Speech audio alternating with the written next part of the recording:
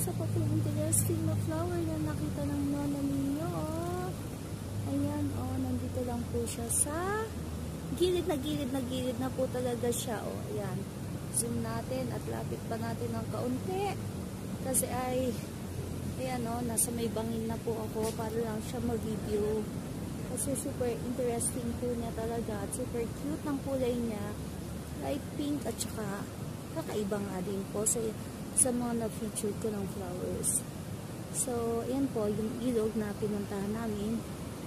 Ayan. So, salamat din po sa inyong matyaga na panonood sa aking mga video. Sunay po na nagbibigay po ng effort ang nona para sa mga ito.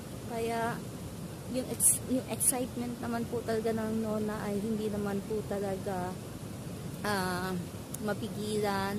At sana po yung excitement na nararamdaman ng nona ay siya nyo din pong nararamdaman sa mga pinapakita ko po sa inyong mga flowers. So, thank you po for watching. God bless po.